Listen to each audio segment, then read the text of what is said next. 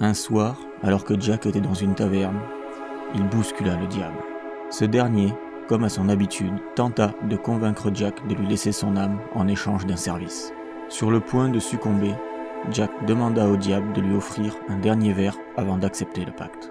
Le diable alors se transforma en pièce de 6 pence afin de payer le tavernier. Jack prit la pièce et la glissa dans sa bourse. Or, celle-ci contenait une croix d'argent. Le diable, piégé, ne pouvait plus se retransformer. Il était prisonnier sous la forme de cette pièce. Jack obtint alors qu'il ne vienne pas réclamer son âme avant qu'il se soit écoulé 10 ans, ce que le diable accepta. 10 ans plus tard, Jack rencontra le diable sur une route de campagne, et ce dernier réclama son dû.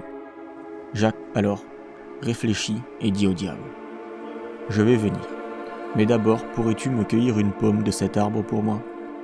Le diable grimpa sur les épaules de Jack et s'accrocha aux branches du pommier. Jack sortit alors son couteau et sculpta une croix sur le tronc de l'arbre. Le diable était de nouveau coincé. Le rusé obtint alors du diable la promesse qu'il ne prendrait jamais son âme. Le diable accepta et Jack effaça la marque du tronc.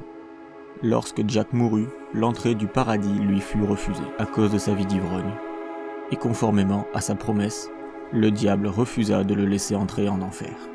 Jack réussit néanmoins à convaincre le diable de lui donner un charbon ardent afin d'éclairer son chemin dans le noir. Il plaça alors le charbon dans un navet creusé en guise de lanterne et se vit condamné à errer sans but jusqu'au jour du jugement dernier. Depuis, Jack réapparaît chaque année, le jour de sa mort, à Halloween.